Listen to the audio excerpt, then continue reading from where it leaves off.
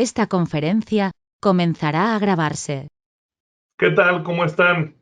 Soy Gustavo Espinosa y a nombre de Americ les agradezco la oportunidad de volver a vernos ahora en este webinar de introducción al diseño de áreas clasificadas. Vamos a ver algunas normas de NFPA, algunos apoyos que nos brindan estas normas y el artículo 500 de la NOM CD, que viene siendo el NEC 70, el NEC NFPA 70, con el cual vamos a dar introducción al diseño de las áreas clasificadas. Vamos a empezar a plantear esto desde una perspectiva de naturaleza de las áreas, de condiciones y de las clases que dan lugar precisamente a las áreas clasificadas. Vamos a ver dos temas relacionados con las clases, las condiciones y la naturaleza de las sustancias. Y después vamos a ver un poco, una breve introducción a lo relativo a reconocer cuáles son los equipos que van en cada área y en cada clase. Estos son los dos temas de hoy. Esperemos que lo disfruten. Recuerden que al final está el chat. Está por un lado, está disponible el 100% del tiempo y ahí pueden ir ustedes anotando su correo electrónico para que se les envíen la presentación y poder ir anotando sus preguntas que vamos a ir contestando en el mismo chat. Bienvenidos todos. Vamos a identificar primero que nada las áreas clasificadas o las áreas peligrosas de acuerdo a su clase, que viene siendo con Romano 1, 2 o 3, de acuerdo a la condición que se refiere a las divisiones 1 y 2, aunque hay otras divisiones de las normas internacionales y del Comité Electrotécnico Internacional y de la Unión Europea que marcan zonas, pero eso no lo vamos a ver el día de hoy por situaciones de tiempo. Y finalmente tenemos la naturaleza de las sustancias, donde se agrupan las sustancias en grupos con letras mayúsculas A, B, C, D, etc. Vamos a empezar con la clase 1. ¿Qué es la clase 1? Bueno, es esa área de la planta, del centro de trabajo, donde tenemos nosotros presencia de gases o vapores en el aire. Estas sustancias vaporizan, son sustancias flamables que vaporizan propiamente, valga la redundancia, sus vapores, y estos vapores ya están listos para la ignición. En la clase 2 tenemos los polvos combustibles, es otro tipo de combustible diferente, se encuentra pulverizado finamente y suspendido en la atmósfera. Es como si estuviera, por decirlo de alguna forma, atomizado. En la clase 3 son los centros de trabajo, las plantas, las fábricas que manejan telas, que manejan fibras textiles, que tienen en sus procesos como resultado del manejo, almacenaje y del mismo proceso, tienen como resultado la existencia de fibras o pelusas. En la industria de la madera también tenemos en la clase 3 a la industria de la madera con el acerrín, que vienen siendo virutas de madera. Ahora bien, las condiciones. ¿De qué depende la condición para determinar división 1 y 2? Las divisiones 1 y 2 se refieren a las condiciones operativas de los materiales o de las sustancias. Tu expectativa de condición. ¿Qué significa esto? Hay dos divisiones. Una división 1, que es la condición normal, y una división 2, que es la condición anormal. Vamos a ver de qué se trata esto. La división 1, la condición denominada normal, es cuando el riesgo se espera se presente en cualquier momento durante las operaciones de producción. Esto en castellano, ¿verdad? Significa que la condición normal es que pueda fallar un venteo o que tengamos sustancia explosiva saliendo de un venteo o de una mirilla o de una válvula o de un comal o de una entrada de hombre o de una purga. Que falle un estopero, que fugue un estopero, que fugue un empaque. Esa es una condición normal porque esperamos que pueda presentarse esa fuga o derrame en ese punto. Podemos contar con una mezcla explosiva mayor más concentrada en esos ítems. Ahora bien, la condición anormal es un riesgo que se va a presentar únicamente, solamente por accidentes, por una ruptura o fractura, por falla operacional inusual. Esto significa que vaya a tronar una esfera, una tubería, choque un automóvil, por ejemplo, con algún accesorio, lo rompa y fugue. Esa sería la condición anormal. Para clase 1, divisiones 1 y 2, tenemos que las condiciones 1 y 2 son, y como ya dijimos, la condición normal y anormal. Para ello tenemos varias técnicas de protección para clase 1. Tenemos aparatos a prueba de explosión, sistemas purgados y presurizados, seguridad intrínseca, circuitos, equipos y componentes no incendiarios, herméticamente sellados, inmersos en aceite y sistemas de detección temprana de combustibles, de mezclas explosivas. No todos son para la condición normal. Por ejemplo, circuitos, equipos y componentes, así como herméticamente sellado e inmersión en aceite, solo son para la división 2 o la condición anormal, siendo que los demás pueden abarcar las dos condiciones, normal y anormal. El día de hoy solamente vamos a ver la técnica de aparatos a prueba de explosión. Más adelante.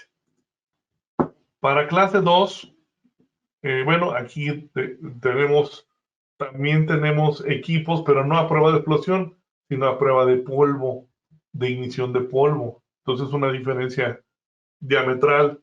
Tenemos equipo a prueba a prueba de polvo, también tenemos purgado y presurizado, seguridad intrínseca, circuito, equipo y componente no incendiario y herméticamente sellado. Tenemos menos técnicas de protección cuando son clase 2.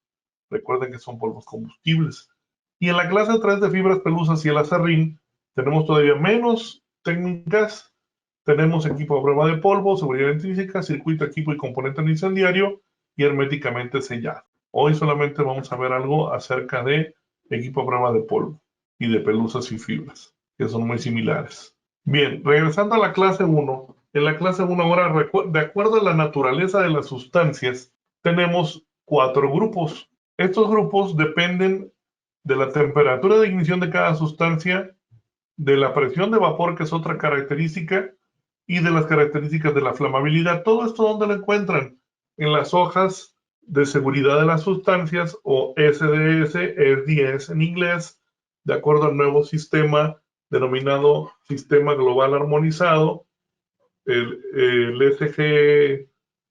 SGH, ¿sí? O como le dicen en inglés también, el Harmonized, Global Harmonized System, ¿va?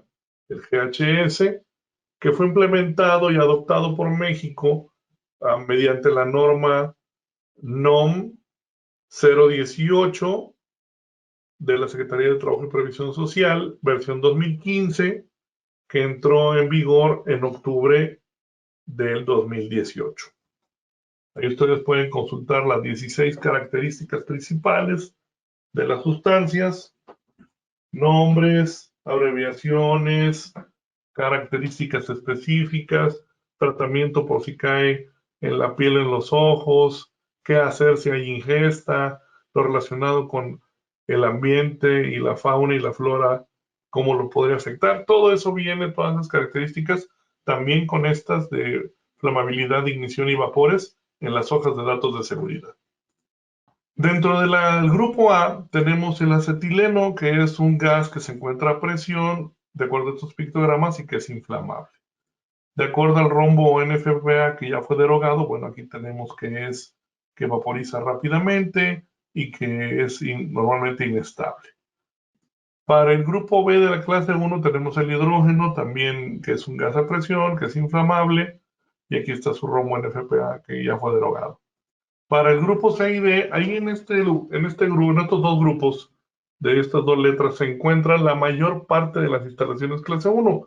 Normalmente son gasolinas, turbocinas, algunas naftas, Casi todo lo que se encuentra en la industria petroquímica se encuentra en grupos C y D, se encuentran las gasolinerías o gasolineras, se encuentran también los despachos de gas natural y de gas LP comprimidos. Aquí podemos ver cuáles son las sustancias que se encuentran de acuerdo a la torre de destilación.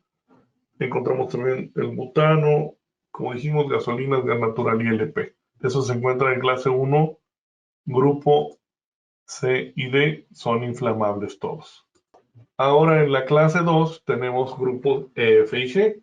¿Esto qué significa? Bueno, que dependen de su temperatura de ignición, pero de un dato muy especial que es la conductividad. Estos polvos, entre más conductivos, podemos tener una reacción más rápida, ¿sí? Entonces, normalmente hay que controlar la humedad de esos ambientes. ¿Qué tenemos en el grupo E? Tenemos polvos de aluminio y magnesio. Recuerden, tienen que ser polvos. Estos dos polvos metálicos son, como dice el pictograma del sistema global armonizado, es flamable. El grupo F se compone por polvos combustibles, carbones minerales, vegetales, coque y polvos de combustible pesado. Son nocivos, mayormente para la salud. Y son flamables. Son explosivos más bien. Finalmente, tenemos el grupo G, que habla de polvos combustibles, pero de productos de granos o de harinas que se van manejando en los conveyors, en las bandas transportadoras, en los tubos, en las trituradoras de esas mismas granos y harinas. Tenemos también la cocoa y el almidón, y tenemos polvos que se van acumulando en superficies horizontales, preferentemente planas. Aquí, por ejemplo, podemos ver este ábaco, esta tabla esta escala, más bien de resistencia, que al revés es la conductividad. Fíjense, entre menos resistencia es más conductivo, entonces el aluminio y magnesio son más conductivos, son menos resistivos. Después tenemos el grupo F y finalmente el grupo G. El resumen de las clasificaciones de áreas. Bueno, recuerden que esto es por tipo, condición y naturaleza de las sustancias.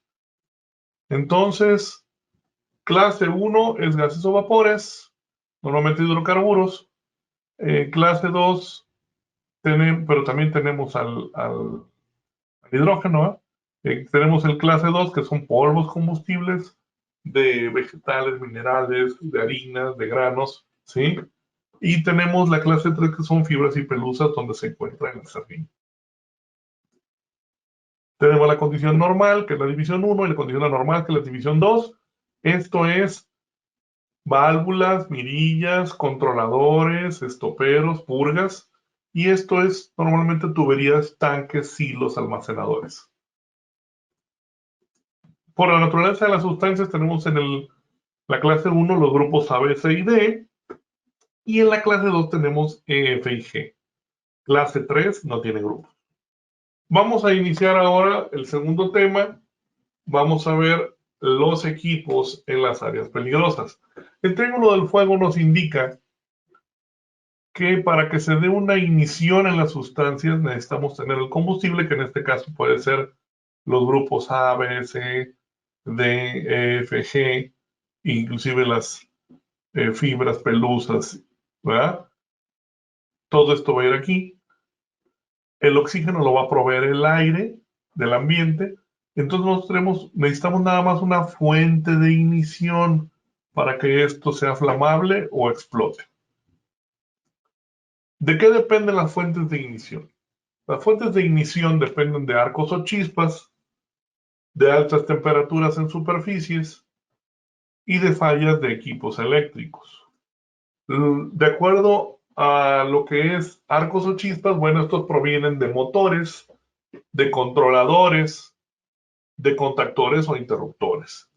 Las fuentes de ignición por altas temperaturas, pues depende de las luminarias, por ejemplo, de las temperaturas de los motores, etc. Entonces, estos dispositivos, estos equipos, van a proveer temperaturas altas que pueden lograr la ignición de las sustancias. Y finalmente, Las fallas del equipo eléctrico, pues aquí podemos ver algunas imágenes de equipo que ha sido invadido de sustancias ajenas, como el acerrín, maderas, polvo, que tiene algún cortocircuito, que tiene alguna falla a tierra, que todas estas fallas van a proporcionar altas temperaturas y una fuente de ignición. ¿Cómo son los equipos ahora para áreas clasificadas, teniendo estos conceptos anteriores de la fuente de ignición? Bien, los equipos para áreas clasificadas en clase 1, por ejemplo, deben de ser resistentes, deben de ser capaces de soportar una explosión en su interior. La explosión que deben de ser capaces de soportar es en el interior, ya sea de este encerramiento de tablero o este encerramiento donde van cables, ¿sí? O algún otro encerramiento donde vaya un interruptor, contactor, switches, resistencias, etcétera, para que esa explosión generada por el mal funcionamiento, por la falla eléctrica, no transgreda al exterior, que se contenga, ¿sí? Y si va a salir algún gas a través de estas juntas planas o a través de estas juntas roscadas, salga frío, porque es la segunda condición, ¿sí? Las altas temperaturas. Aquí tenemos, por ejemplo, si la sustancia, de acuerdo a su hoja de datos de seguridad, y está lista para la ignición, por ejemplo, a 70 grados centígrados, tú vas a utilizar una categoría de temperatura T6, que esta es menor, para que sea menor a esa temperatura, ¿verdad? Entonces tú vas a seleccionar, por ejemplo, vamos a poner otro ejemplo. Tú tienes una temperatura de ignición de 180, entonces tú vas a tener que seleccionar esta que es T3B para que puedas estar por debajo de la temperatura de tu sustancia. O sea, tu equipo siempre tiene que estar abajo de la temperatura de ignición de tu sustancia, ¿sí? Para que no sea el equipo el que sea la fuente de ignición, ¿verdad? Vamos a explicar un poco lo de la salida de los gases. Del equipo clase 1 debe de proveer una salida de escape de los gases, pero que estos salgan fríos. ¿Qué es esto? Bueno, lo vamos a observar en el siguiente video, ¿sí? Para que esa temperatura de ignición opere por debajo de la temperatura de ignición de la sustancia. Entonces, la que manda en la selección del equipo es la sustancia. Si la sustancia tiene determinada temperatura de ignición, tus equipos deberán de ser de menor temperatura de ignición, de menor temperatura operativa. Vamos a ver la ruta de los gases en este video. Aquí se va a ver cómo este encerramiento que está aquí, es un controlador de motor, que es a prueba de explosión, tendrá una explosión en su interior.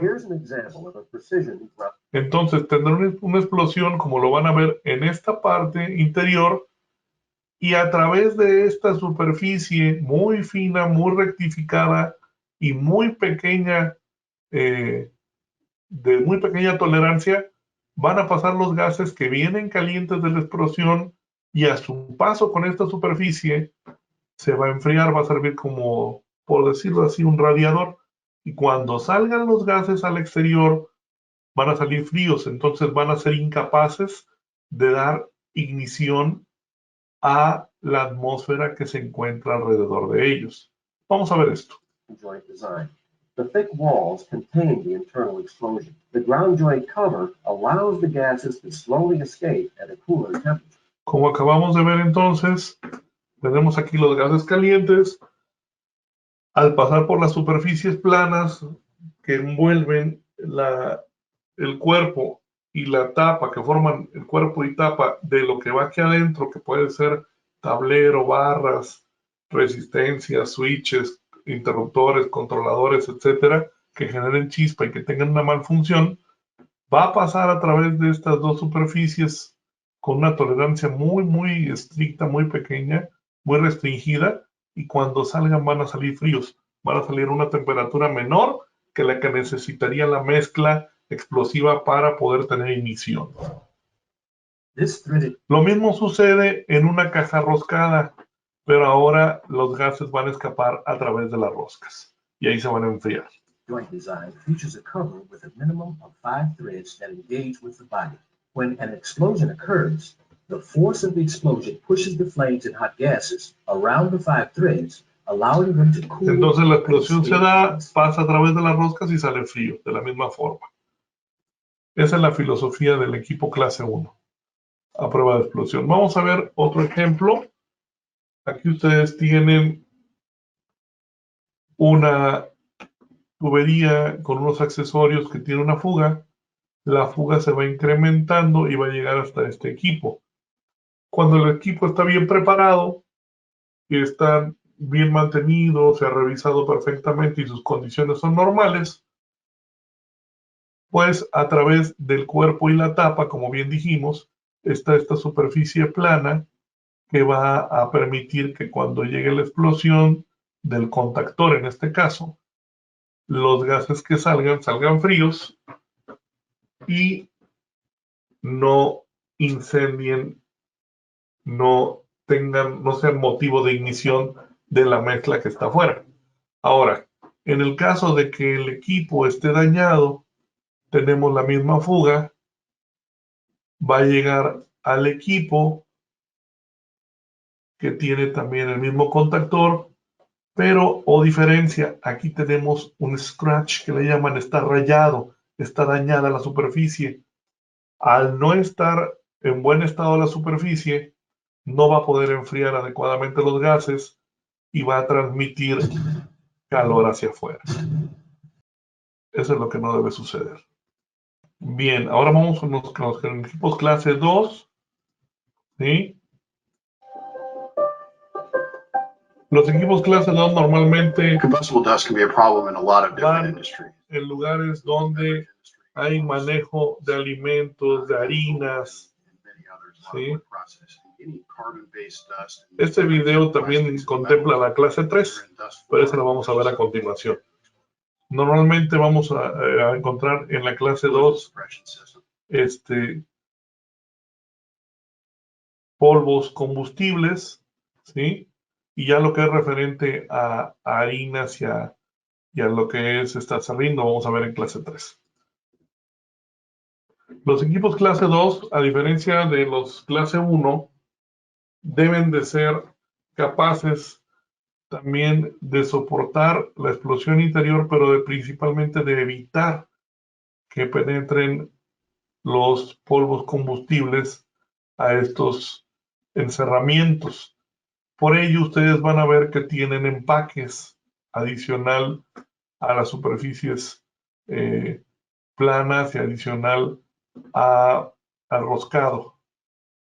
El objetivo es que el polvo explosivo sea alejado del equipo, ¿sí?, que tiene el encerramiento, o sea, lo de adentro, que no penetre en la caja o en el gabinete a prueba de explosión, que aquí ya sería a prueba de polvos, ¿sí? Así se le denomina. Otras técnicas son aislar y de estar operando a una temperatura de ignición también por debajo de la mezcla del polvo y permitir visualizar una capa de polvo. Aquí, por ejemplo, vemos un motor que tiene un encerramiento donde la entrada de su aire de enfriamiento y la salida son aisladas de la clase 2 división 1. Para la clase 2 también tenemos una tablita de temperaturas de acuerdo a los grupos y de acuerdo a su división 1 y división 2, que serían operación normal y operación anormal. Entonces también debemos de tener cuidado de las altas temperaturas. El sello O-Ring, ustedes lo van a encontrar en las cajas, pero sucede que muchas cajas se fabrican con encerramientos y dicen, por ejemplo, clase 1 y 2, división 1 y 2, grupo A, B o C, D, F, G, por ejemplo. Entonces abarcan varias clases, varias divisiones y varios grupos, pero traen el empaque ¿Qué significa esto? Que si lo vas a usar en clase 1, retires el empaque. Si lo vas a usar en clase 2, debes de llevar el empaque. Porque si tú colocas el empaque en clase 1, no te va a permitir salir los vapores que se deben de enfriar. Y en clase 2 necesitas el empaque para que el polvo combustible no penetre la caja. Esa es la diferencia entre una clase y otra, aunque sea el mismo ítem, ¿sí? La misma caja te sirve para dos clases. La diferencia es colocar o no colocar el O-ring. No colocarlo en clase 1, colocarlo en clase 2. Vamos a ver el efecto de polvos combustibles en un silo. ¿Qué sucede cuando tenemos, a diferencia de la clase 1, que el triángulo de fuego requiere el combustible, el oxígeno del aire y la fuente de ignición, que dijimos que son chispas, altas temperaturas, etc.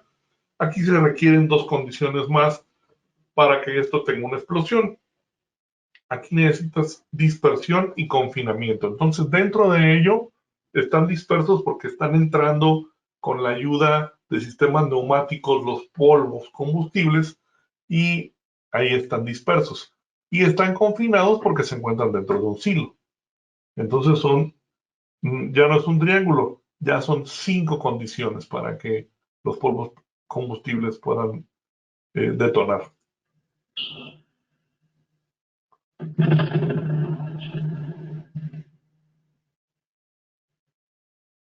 Eso es lo que hacen los polvos combustibles. Bien, vamos a ver algo más de polvos combustibles que también aplica a lo que es la clase 2. Vamos a ver un tambo donde se colocó harina y esta se va a prender, se va a incendiar. Primeramente sin confinamiento, luego con la tapa cerrada y luego completamente confinada, cerrada la tapa. Aquí en este caso se le proporciona aire comprimido para que se pueda dispersar. Ahí se ve la dispersión y posteriormente se incendia y se va a ver un fuego moderado. Ahí lo van a incendiar y van a hacer lo mismo, pero ven que es un fuego, sí es algo grande, pero es un fuego moderado. Entonces cualquier polvo combustible va a incendiarse, no va a detonar cuando nada más está disperso pero no confinado. Ahora vamos a hacer una semiconfinación. Está la tapa, pero la tapa no está sujeta. La tapa nada más está sobrepuesta, pero tiene suficiente fuerza para levantarla. Y en el tercer caso ya vamos a tener todas las condiciones desfavorables, por así decirlo. Vamos a tener la mezcla dispersa, incendiada y confinada. Totalmente cerrado. Y vamos a ver que esto genera muchísima fuerza. La tapa sale disparada con mucha fuerza, son cientos o miles de libras por pulgada cuadrada. Para que veamos lo peligroso que es el manejo de los polvos combustibles. Bien, las preguntas más importantes acerca de la caracterización de los lugares clase 2 serían las siguientes.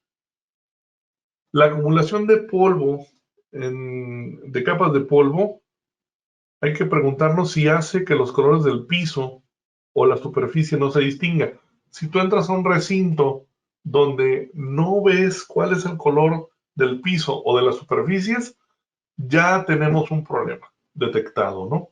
Ahora bien, la segunda pregunta, ¿se acumula más de un 32avo o 0.7 milímetros de capa de polvo o más de 3 milímetros? Entonces, esto significa que tenemos a partir de 0.7 milímetros ya que implementar un programa de mantenimiento.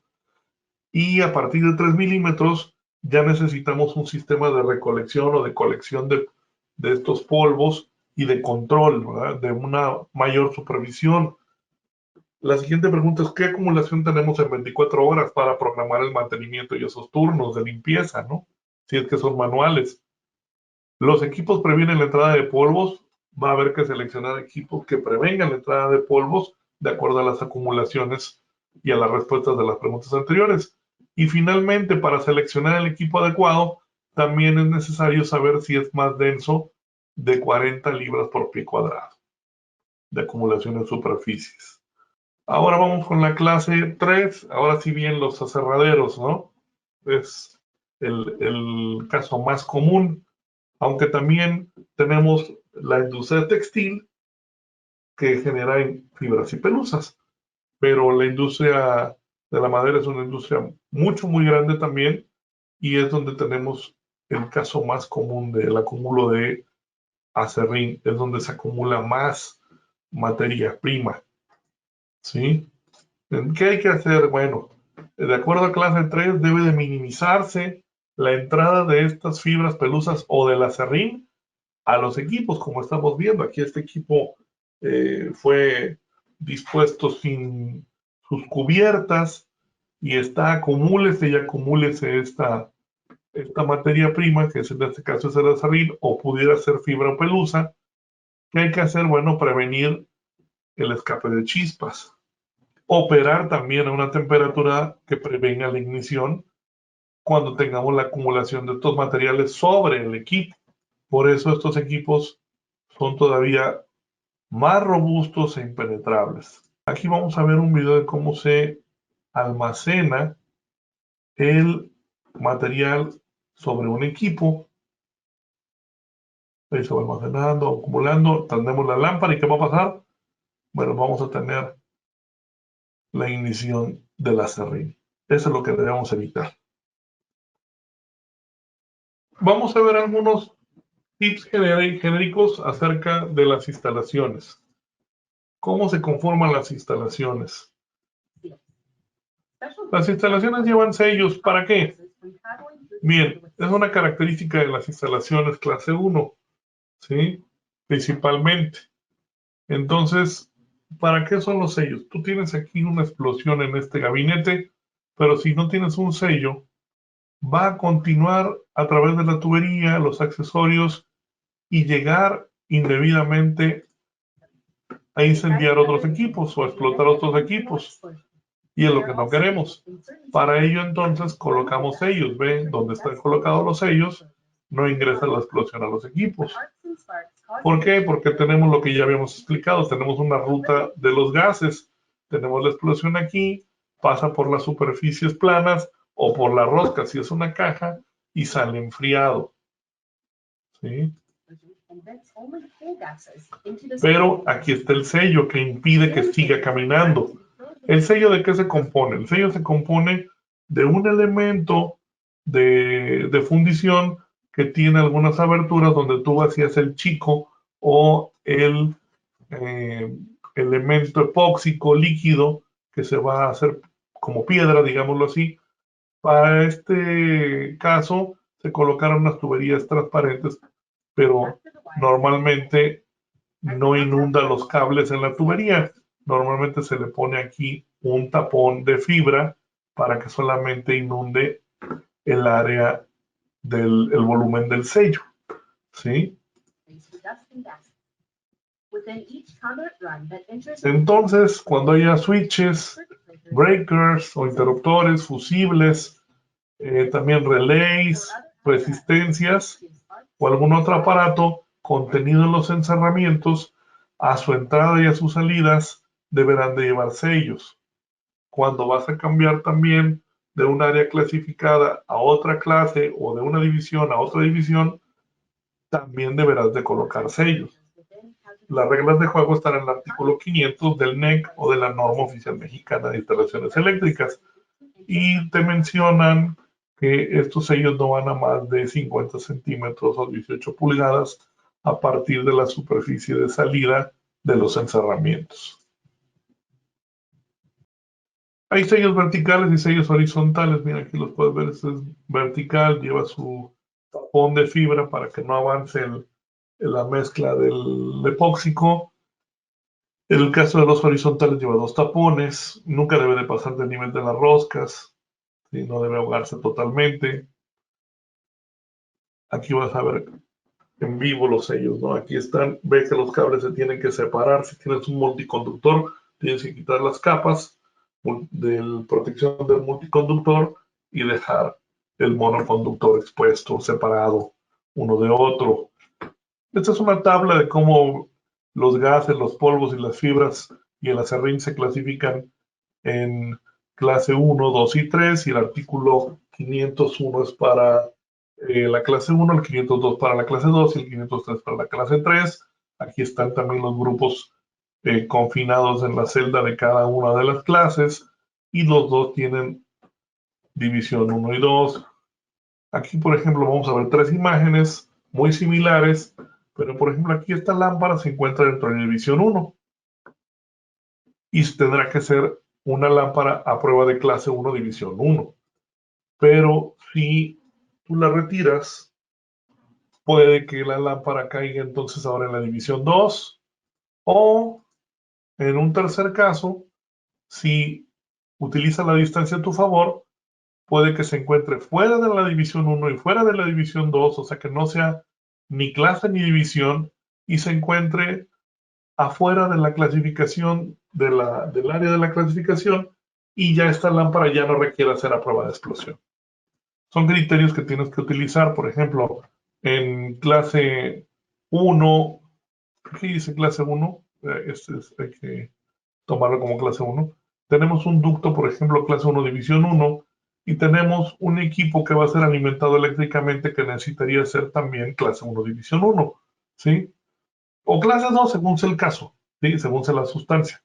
Pero la opción que yo te sugiero es, si en la medida de lo posible, puedes sacar el motor fuera de la clase y división para que nada más se quede la pura turbina o ventilador, y entonces este motor ya no es a prueba de explosión, ya sería estándar. Otro dato es que tú necesitas 5 roscas para las tuberías de entrada a equipos, a encerramientos, a cajas, o 4,5 si el equipo está certificado y listado. Puedes ver las referencias aquí de la NOM y el NEC. Todo equipo que genera alguna chispa deberá tener un sello a su entrada y salida no más de 18 pulgadas o 50 centímetros. Aquí lo ves, mira, aquí están los sellos, entrada y salida a no más de 18 pulgadas. También puedes utilizar tuercas unión permitidas, y aquí está la referencia de la norma. Si llevas una conexión a alguna terminal para cables, etcétera, y necesitas un sello en tuberías de más de 2 pulgadas de diámetro. Aquí está la referencia normativa. También, si tienes 2 encerramientos y no hay más de 90 centímetros de distancia, en lugar de 2 sellos puedes colocar solamente uno. Aquí está la referencia normativa. Si tienes entradas a un área que esta es clase división 1 y aquí no hay clase, por ejemplo, puedes a no más de 3 metros colocar el sello ya sea a la entrada o a la salida. Aquí está la referencia normativa. Para lo que es atravesar una tubería de no más de 30 centímetros de largo o de 0.3 metros, puede atravesar un área clasificada siempre y cuando no tenga acoples en la parte donde va a atravesar. Esta es la excepción de la referencia normativa. Puedes tener en clase 2 o omitir el sello si no tienes más de 5 pies de distancia entre un encerramiento a prueba y otro estándar, o puedes colocar a cualquier distancia el sello entre uno y otro. Esta es la referencia normativa y su excepción. Finalmente, preparen sus preguntas porque vamos a un resumen final. Aquí tenemos 3 láminas.